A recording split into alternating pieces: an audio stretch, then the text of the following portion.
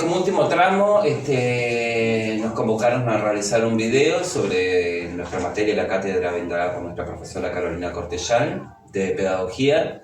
Como unidad 3 nos presentó a hablar un poco sobre algunos roles docentes y algunos diferentes enfoques que tiene el docente a la hora de transmitir conocimientos, enseñar, cómo se educa, por qué y cómo.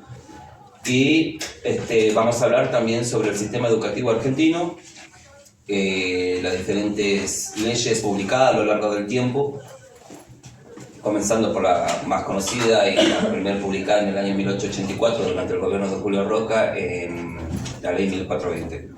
Así que nada, vamos a hacer un pasaje a través de lo actual, en cómo vivimos nuestra educación actual, y vamos a hacer algunos puntos y contrapuntos, idas y venidas en el tiempo y en la actualidad a través de nuestra experiencia. Así que nada. Vamos a hablar. ¿Quién quiere hablar sobre qué pasa en nuestro sistema educativo actual? ¿Hay crisis, como dice la profe de pedagogía, en la educación al día de la fecha?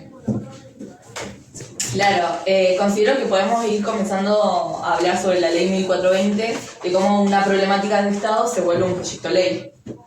Sí, tal cual. También podremos hablar sobre la ley federal de educación federal, la 24.195, que también a su vez más adelante en el 2006 fue modificada y fue la Ley Nacional de Educación.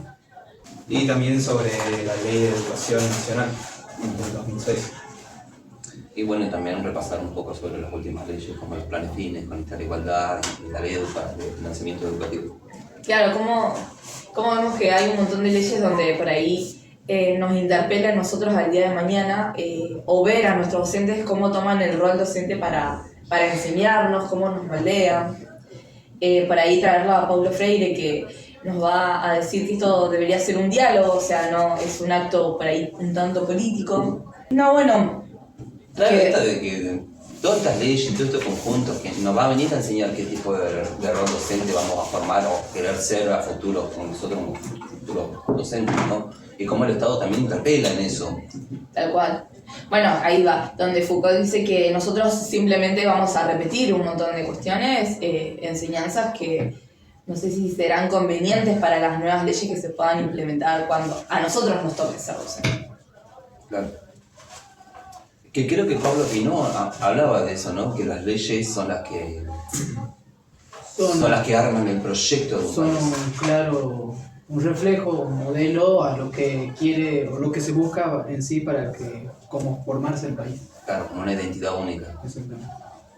Claro, y también lo interesante es que las leyes por ahí cambian, pero a medida que van cambiando se sigue manteniendo la desigualdad. Constantemente. Es una problemática que hasta el día de la fecha tenemos. Claro, por eso es importante recordar que necesitamos armar nuestras aulas más inclusivas y que cada personita, cada niño o niña tiene su propio aprendizaje, sus tiempos, y adecuarnos nosotros a su manera de ellos de adquirir conocimiento para que tengan una oportunidad después de desarrollarse en la vida. Como las etapas de Piaget. Cada niño en cada etapa tiene su propia manera de aprender y de desarrollarse. Tal cual, como el filósofo francés, Piaget. Él, por ejemplo, creó su obra de maestro ignorante, no como una palabra mal dicha, sino que tomado como que el profesor tiene que acompañar al alumno, no tiene que subestimar o degradar la inteligencia del alumno. Claro, es confiar en la inteligencia del alumno. Tal Una educación que sea más horizontal, no tan vertical. Sí. La ley 1420, ¿qué trajo de novedad en la educación? Y que va a ser libre, gratuita y laica, lo cual era una novedad porque en una sociedad que estaba tenía la religión tan arraigada a su día a día, que empieza a ser laica, bueno, empezaba a abrir las puertas de que un montón de nenes empiezan a educarse no solo en la religión, sino en un montón de cuestiones social. Claro, en una cuestión de nacionalismos, el himno, que se empiecen a arraigar la patria como una rutina diaria. ¿Hasta qué edad era obligatoria la ley? Hasta los 12 años. 12, 14 años, sí. Nivel primario. El Estado era quien va a garantizar esto sin costo, el acceso. Tal cual, porque antes, bueno, los que podían estudiar eran los que estaban bien posicionados económicamente, que podían pagar una persona que vaya a enseñar a sus casas. Y bueno, y acá la escuela, el Estado va a garantizar de que todos tengan un espacio en común donde puedan juntarse a educarse, a formarse como sociedad. Algo obligatorio. Claro. Se obliga al docente y al alumno a ir a la escuela. El docente a enseñar y el alumno a ser educado. Esto de laica, me imagino que habrá visto un tirón entre iglesia y Estado que habrá sido interminable, ¿no? Y sí, viste que antes la iglesia tomaba muchas decisiones políticas dentro de todo lo que eran decisiones y bueno, como que el Estado acá decidió apartarse porque entiendo de que por ahí se puede dar cuenta de que hay cuestiones que son decisiones del Estado y para la sociedad por ahí que era muy analfabeta, que le faltaban en la toma de decisiones, que sean partícipes de la política. Por ahí, bueno, la cuestión religiosa era importante porque hoy en día seguimos siendo un Estado que es religioso, que es cristiano, pero bueno, que necesitaba arraigar cuestiones nacionales. Encima en la época, ¿no? 1884, que todavía está súper arraigada la iglesia como sociedad, cultura y educación, porque no nos olvidemos que durante la Edad Media, durante la moderna y todo, hasta llegar a la contemporánea y ahora, la iglesia siempre fue el rol clave en la educación. Claro, y esto que sea laica, tan novedosa en el 1800, nosotros veníamos de una formación de Estado-Nación, claro, tan reciente, que nos estaba formando recién como ciudadanos argentinos, ¿no?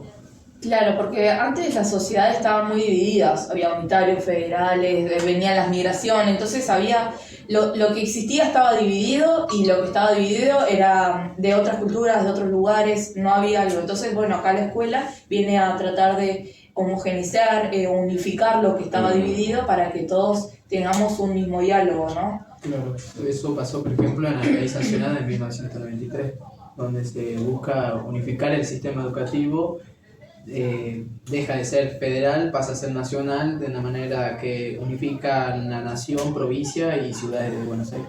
Claro, porque ya para el 93, imagínate, antes de lo que es la Patagonia hacia, bueno, nosotros que nos toca estar en Tierra del Fuego, éramos territorio nacional, era como que estábamos, no significaba nada para lo que era, con mis palabras, no significaba nada para lo que era la parte de Argentina, nación, territorio federal, y entonces ahora vienen a integrarnos a esta parte para que también tengamos una igualdad en la parte educativa.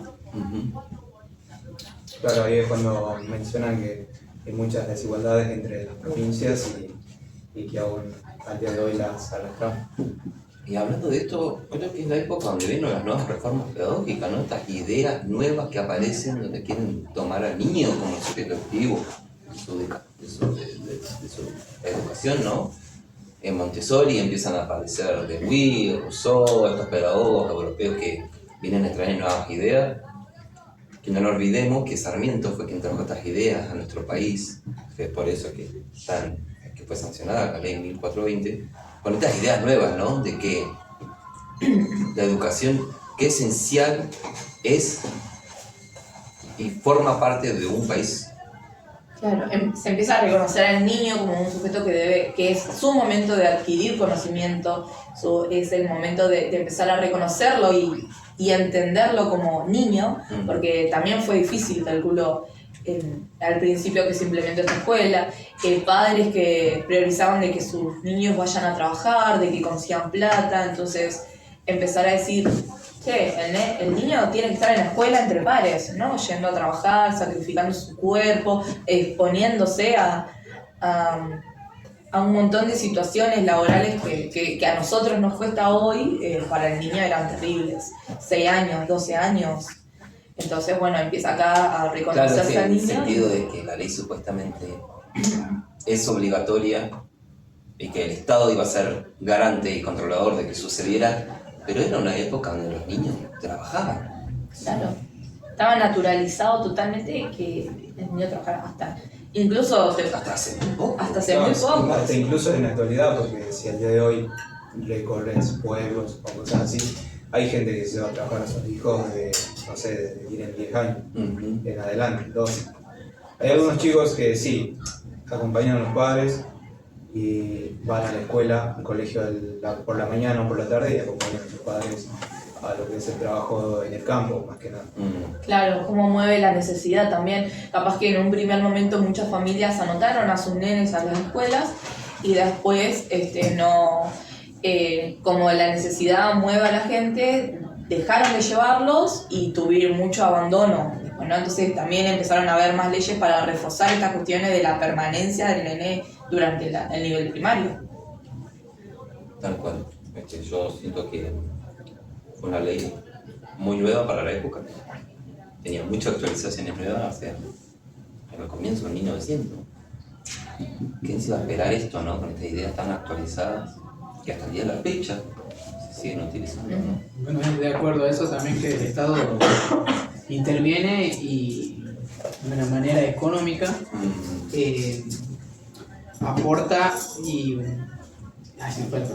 Claro, como que invierte en la educación.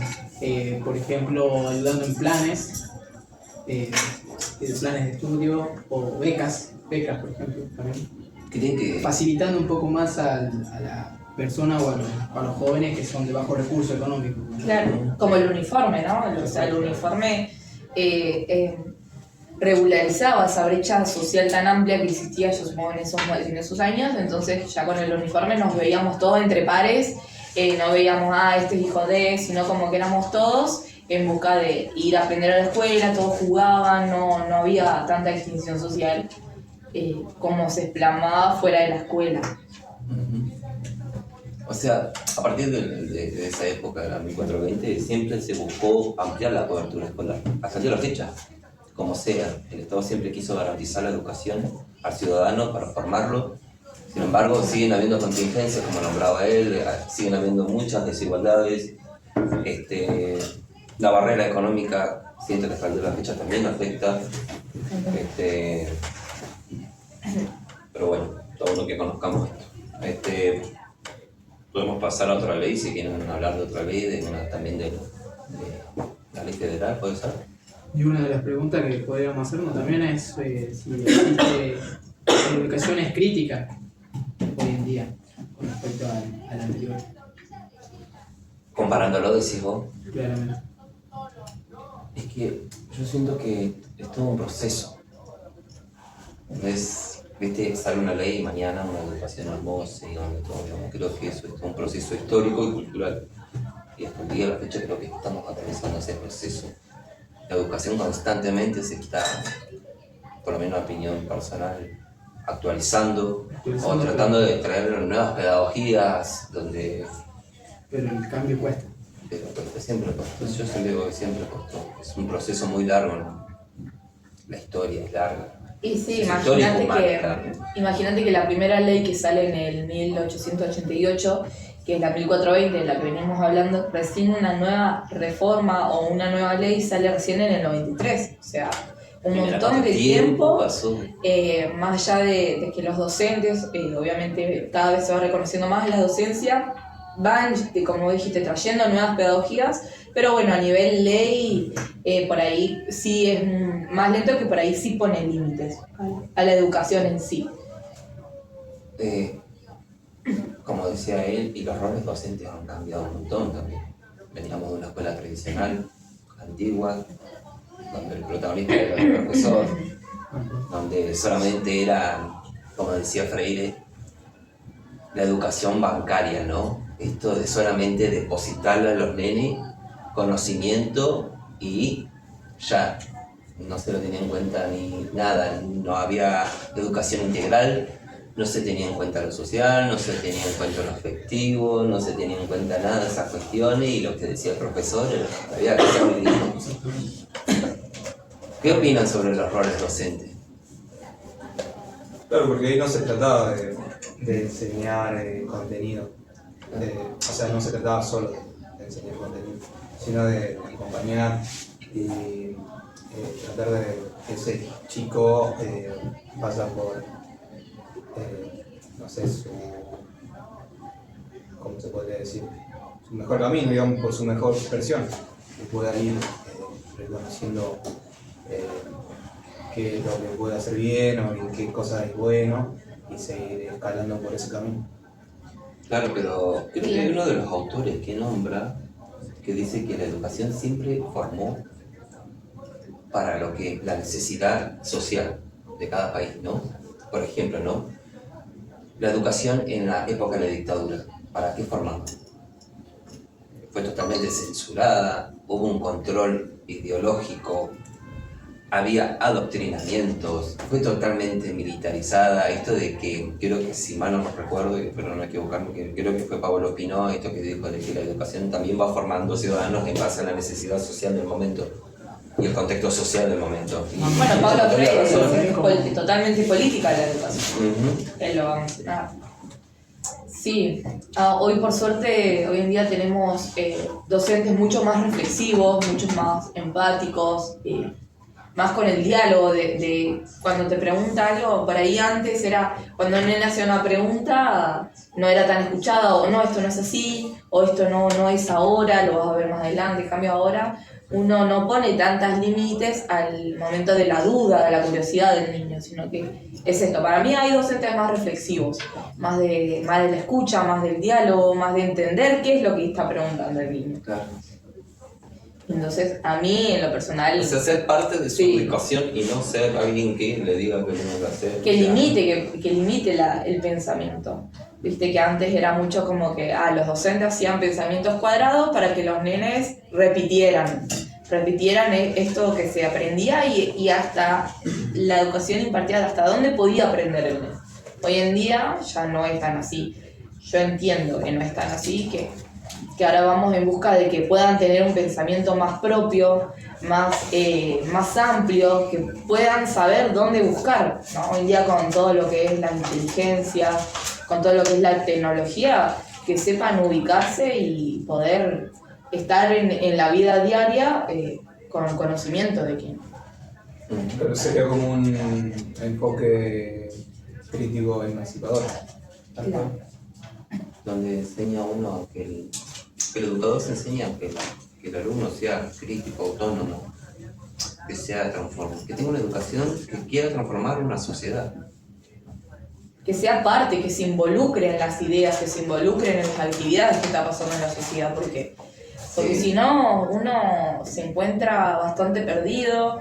Para las familias que por ahí les cuestan un tanto repartir conocimiento a las nuevas infancias, bueno, que la escuela ayude a que puedan desarrollarse en la vida. ¿Cree que está sucediendo eso ahora? Yo siento que estas generaciones no se quieren involucrar tanto en un contexto social, ya sea político, económico. ¿Tendrá que ver algo la educación? Totalmente. Ahí es ver cómo hacemos integrar la curiosidad en los niños, que pregunten, ninguna pregunta está mal, de esto decirle esto está bien, esto está mal, no, sino de que, bueno, a ver, ¿y por qué pensás eso? Para que se empiecen a desarrollar, para que empiecen a tomar decisiones. Eso es fundamental. Y bueno, ahora yo en lo personal no podría decir si sirve o no, nos vamos a dar cuenta con el tiempo, cuando nos toquen por ahí adolescentes que tomen decisiones. Porque se viene más difícil. Claro, o no sé, que un adolescente hoy te responda en la clase. Bueno, ¿cómo vamos a tomar esa autoridad que imparte ese adolescente ante vos, que vas a estar ahí al frente de la clase? Bueno, ahí es ver cómo lo encaminamos, de que no se me impone, sino de que, bueno, me está queriendo decir algo, cómo respondo a eso, cómo lo llevo para que ese estímulo que está teniendo el adolescente lo encamine para su vida, de lo que se entiende que es lo bueno. Entonces hablamos de aprender junto al alumno, Tal cual. aprender de él también. Obvio, porque no todas las vidas son iguales, no todos los entendimientos son iguales, entonces no criticarlos, sino bueno, está bien, con eso que está haciendo la persona, poder guiarlos hacia algo que siga formando a la sociedad para bien. Bueno, ahí lo que menciona Mireu en Frankenstein Educador es que es el que busca, por ejemplo, sería como que quizás un docente por ahí busca un alumno perfecto, busca ese alumno perfecto y trata de no sé, moldearlo o llevar por donde el docente cree que es el mejor camino, sin dejar que el chico opine o tenga ideas nuevas, sino que él ya quiere ir haciendo como una estructura para que el día de mañana sea lo que él quiera, o sea, sea lo que el docente quiera que sea, ¿no? Es Con como las que lo ideas está del educando a chico. su imagen y semejanza. Claro. Y está mal. Y ahí, bueno, tiene que hacer, ¿cómo sería? Un punto aparte porque el chico, como mencionaba, tiene que seguir su ideal, sus pensamientos y, bueno, y confiar en los alumnos, que cada uno pueda desarrollar sus capacidades de distintas maneras y llegar a su objetivo. Claro, eso es importante, dejar expresar al alumno, no Claro. dejarlo Como que decías vos, opine. que hay que confiar en la inteligencia del alumno. No hay que subestimar. Todos somos diferentes. Pero Claro. todos somos inteligentes a la vez, pero cada uno tiene su forma de aprender o Cada uno tiene su Tiempo y proceso de forma. desarrollo. su tiempo, ¿no?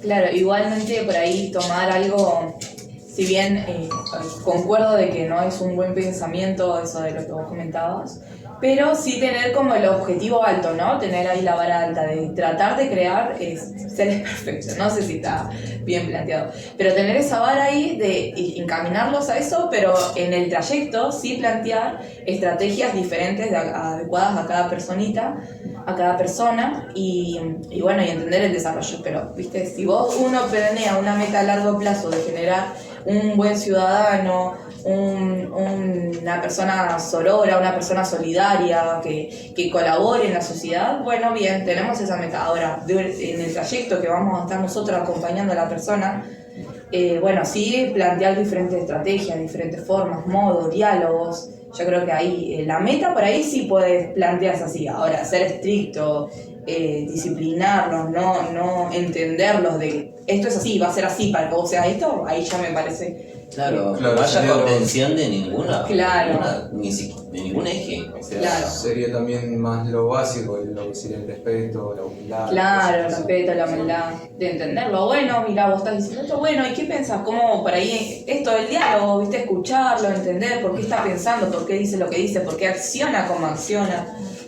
Pero bueno, metas, por ahí uno, por eso tenemos planificaciones de clase, porque nosotros una meta tenemos de que el estudiante pueda llegar a cierto punto. Ahora, ¿cómo acompañamos al estudiante a llegar a ese punto? Y si no llega, bueno, ¿qué pasó ahí? ¿Podemos llegar de otro modo? O sea, plantearse también estas cuestiones de objetivos y las planificaciones de clase. que antes no se cuestionaba. Claro. El rol docente, la Era- iba, hacía su trabajo, transmitía y se iba a la casa, y siendo que ahora está un poco más involucrado el docente.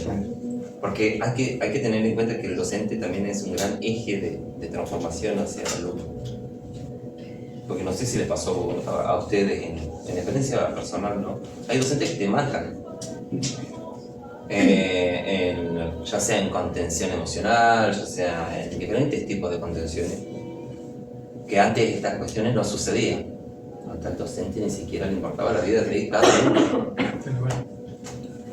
Re loco, y hoy en día que se puede integrar eso como docente está buenísimo. Bueno, sí, pero hay algunos docentes también que evitan esa parte, como que no les gusta tener esa conexión con los chicos. Van, enseñan su contenido y ya está. Claro, todavía hay como un dejo de ese profesor, ese rol docente tradicional. Educar por educar. Educar Que porque sí, educar. cuesta. Por eso es importante nosotros seguir formándonos. No es que yo me recibí como docente en el 93 y listo, ahí quedó. O el médico que se recibió, o el abogado que se recibió en el 93, listo. No, siguen saliendo nuevas leyes, siguen saliendo nuevas enfermedades, nuevas formas de entender el cuerpo. Entonces, constantemente ir formándonos para, si es nuestro objetivo, formar una sociedad mejor, nunca dejar de estudiar, ¿no? De nunca entender las nuevas generaciones, las nuevas necesidades que va teniendo la sociedad para nosotros acoplarnos y entender, bueno, esto de saber cómo el cuerpo se va moviendo, cómo entiende, bueno, nosotros que nos vamos a formar en educación física,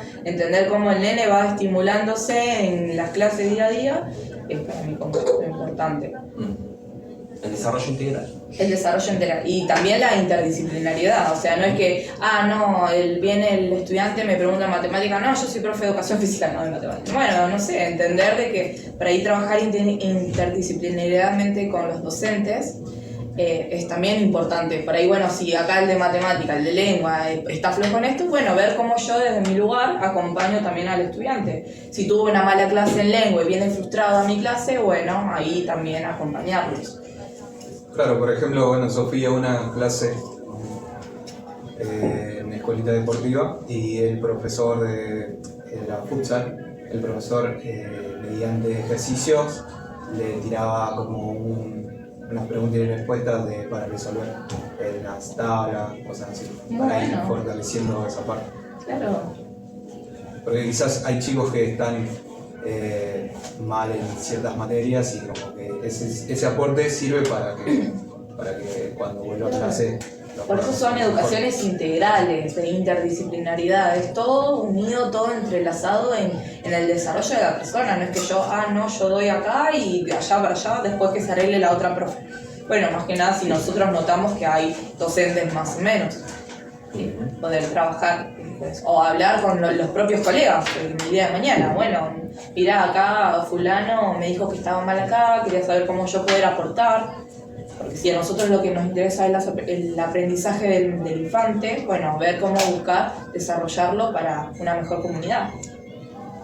De la ley, de la ESI, podemos esto, de que por ahí, de que como buscamos a un ciudadano que pueda estar adecuado a la sociedad que invita hoy, ¿no? Que nos impone hoy, porque también es eso, y que la persona esté preparada para salir a la sociedad, bueno, yo creo que la ESI viene a traer estas cuestiones de conocer al cuerpo, aprender sobre el cuerpo, de los niños que por ahí se pueden arriesgar a situaciones, entonces que entiendan qué partes del cuerpo tiene, de conocer y respeto al otro cuerpo, ya sea si van a pileta, si van a educación física, si están en el aula sentados uno al lado de otro, que puedan el respeto, el conocimiento, la capacidad de poder cuidarse.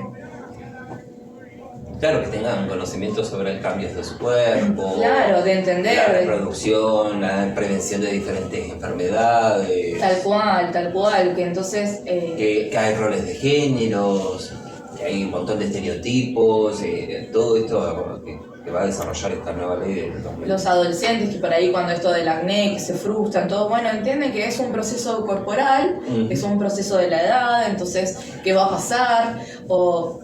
son cuestiones de que la ESI por ahí viene a traer a dar cuenta, aunque cuesta, porque bueno, hay familias y familias a que les gusta enseñar a su manera, y bueno, entonces nosotros tratar de ser lo más objetivos posibles. Y es algo tan tabú hasta de la fecha. Claro, y cuidar cómo podemos plasmar estos conocimientos en los niños para su propio cuidado, no para que puedan abusar de ese conocimiento, obvio.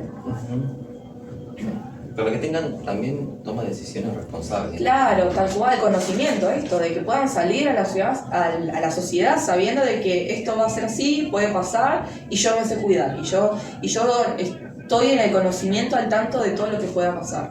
Claro. Un cierre. Obvio, yo creo que lo fundamental es entender que como docente queremos ayudar a que el niño genere un pensamiento propio, que pueda construir cómo se va a desarrollar en la sociedad, no como yo quiero, sino que tome esa decisión de cómo yo me quiero desenvolver en la sociedad. Y que seamos parte. Claro, que seamos parte, que tomemos decisiones, que eso, sí, tal cual, que seamos parte. Como profesor ceder a lo que quiere el niño, a lo que quiere aprender o lo que quiere ser. Claro, que no venga algo que le puedan impartir al niño porque esto es así, sino que entienda qué es lo que está pasando y que pueda decir, yo quiero esto para mi sociedad, yo quiero esto para mi familia, yo quiero esto para mi vida. Eso es emancipador. Emancipador, tal cual. Es un trabajo, seguramente es un trabajo, no... Y que va a costar, como dije, esto no sabemos si funciona ahora, capaz que dentro de 10 años viene y esto estuvo mal, entonces hay que rehacer todo, pero bueno, estar ahí para apoyar y tratar de generar una sociedad hablar de mejor. que las generaciones son totalmente diferentes, son la receptividad de cada generación es diferente. Hay algunos que reciben mejor la educación y otros no. Estos cambios nuevos, puedo decir, sobre las tecnologías también que vienen, las inteligencias artificiales también van a formar parte, creería, de la educación. ¿Qué es lo que pasa espero en que la sea sociedad? moral Claro. y ético el uso. Claro, bueno, en ese caso hay profesores que están integrando porque saben que ya los alumnos tengo un trabajo práctico y ¿qué hago? Voy y lo pego en la IA y me lo asesoro. Ya está. Es inevitable el trayecto. Sí, así que ahora hay algunos profesores que están enseñando cómo usar las inteligencias artificiales para que puedan sacar provecho de ese contenido. Ay, eso de no ese somos material. realidad. No, No somos realidad. no solo el copiar y pegar, sino que ir, buscar información de ciertas cosas. Leer. De ¿Qué entender lo que, qué es tan primordial leer? de entender lo que ves. Exactamente. También enseñar a ese proceso, ¿no? A que aprendan a usar ese tipo de tecnologías nuevas que vienen. Es evidente que hoy en día la tecnología es furor. Furor Y y de acá y sigue para arriba, no va a parar. Pero bueno, ya ingresó en el sistema, así que es imposible sacarlo y hay que adaptarse y saber enseñar. Claro. enseñaré que lo usen moralmente y éticamente, vuelvo a repetir, porque siento que las inteligencias artificiales o el internet mismo no son malos, creo que vienen a Es acompañar como, este depende proceso. cómo lo usas. Exactamente. El futuro. Sí, sí, el buen provecho que le pueden llegar a sacar.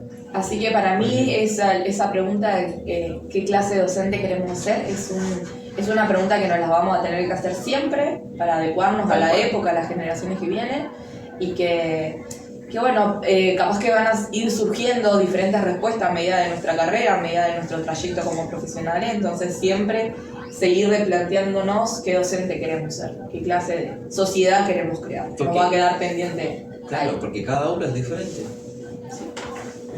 Claro, y bien como el rol que vamos a cumplir nosotros en el futuro, como profesores de educación física y más las nuevas tecnologías que vienen, un chico va a estar todo el día sentado frente a la computadora sin querer hacer actividad física porque dice, me canso, ¿para qué?